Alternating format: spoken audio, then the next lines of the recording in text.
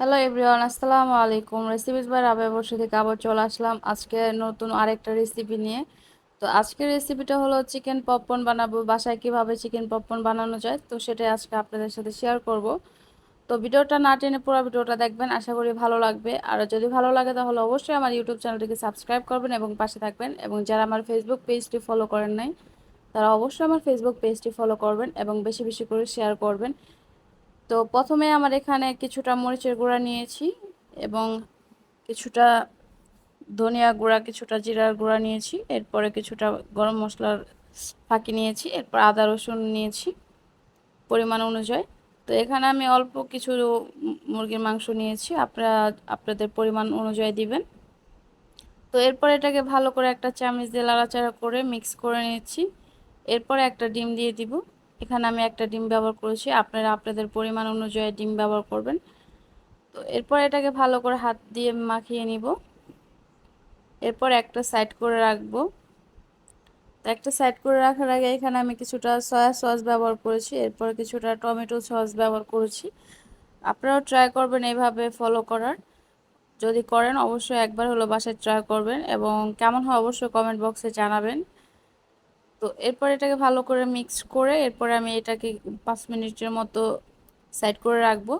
এরপরে এখানে আমি কিছুটা আটা নিয়েছি, এরপরে কিছুটা কর্নফ্লাওয়ার নিয়েছি, এরপরে কিছুটা মরিচের গুঁড়া এবং কিছুটা লবণ, পরিমাণ মতো 1 চিমটির মতো লবণ ব্যবহার করেছি। যেহেতু সয়া সস সেই ক্ষেত্রে একটু কম লবণ ব্যবহার করার চেষ্টা করছি, কারণ সয়া সসে একটু লবণ বেশি থাকে, এটা জানেন সবাই। তো এরপর এটাকে ভালো করে মিক্স করে নিচ্ছি আটাটার সাথে কর্নফ্লাওয়ার এবং মরিচের গুঁড়া আর 1 চিমটির মতো লবণ। এটাকে ভালো করে মিক্স করে এরপরে যেই ম্যারিনেট করে রাখছিলাম যে মাংসটা, ওটাকে এটার ভিতরে দিয়ে দিব। দেওয়ার পরে এটাকে একটু আটটা মাখায় আনার পরে এরপরে একটা বলের মধ্যে পানি নিয়েছি। তো এরপর ওটাকে একটু আমি ভালো করে একটু ঝরাই নিব। তো পানিটা ঝরানোর পরে এরপর আবার আরেকবার করে আমি আটাটা মাখাবো মাংসটার সাথে। তো এভাবে করেই চিকেন পপকর্ন তৈরি করতে পারবেন খুবই অল্প সময় এবং বাসায় থাকা উপকরণ দিয়েই।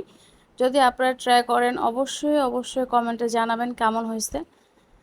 তো এরপরে এটাকে আমি একটা কড়াইতে দিয়ে দিব। এখানে আমি কড়াই নিয়ে নিয়েছি, কড়াইটাতে আমি তেলটা দেওয়ার পরে একটু গরম হয়ে গিয়েছে। তো গরম হওয়ার পরে আমি এখানে দিয়ে দিব। তো একটু হালকা গরমের ভিতরে দেওয়ার চেষ্টা করবেন, বেশি গরমের ভিতরে দিলে ভিতরটা কাঁচা থাকবে এবং উপরে লাল কালার চলে আসবে, খেতে ভালো লাগবে না। তো যদি একটু কমায় আঁচ দেন তাহলে দোনো পাশে হবে এবং ভিতরেও কাঁচা থাকবে না, ক্রিস্পি হবে এবং খেতেও ভালো লাগবে। তো এক সাইডে আমার ভাজা হয়ে গেছে, এরপর আমি আরেকটা সাইডে উল্টায় দিব ভাজার জন্য। তো এভাবে করে আমি একটু লাড়াচাড়া করে ভাজিয়ে নিব, আপনারা চেষ্টা করবেন এভাবে করার। তো এরপর আমি এটাকে এপাশ ওপাশ করে ভেজে নিব 2-3 বার মতো, যত টাইম আমার কালার না আসবে লাল। তো একটু ক্রিস্পি হবে, আপনারা চেষ্টা করবেন এভাবে করে দেওয়ার। তো আমার এখানে ভাজা হয়ে গিয়েছে মোটামুটি, তো এটাকে আমি এখন উঠাই নিব। তো এই তো আমার চিকেন পপকর্ন হয়ে গিয়েছে। এরপরে এটাকে আমি উঠাই নিব এখন একটা প্লেটের ভিতরে। তো আপনারাও এইভাবে করে ভেজে নেবেন যাতে পুড়ে না যায়, ভালো করে একটু লাড়াচাড়া করে ভেজে নেবেন। এরপর আরও কিছু আমি দিয়ে দিয়েছি।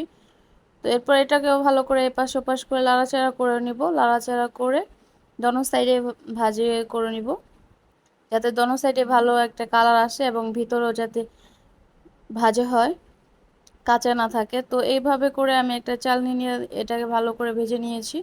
তো এই তো আমার ভাজা শেষ হয়ে গেছে। তো আজকের চিকেন পপকর্নটা কেমন হয়েছে অবশ্যই কমেন্ট বক্সে জানাবেন এবং পরবর্তীতে আপনারা কী ভিডিও চান অবশ্যই সেটাও কমেন্ট সেকশনে জানাবেন।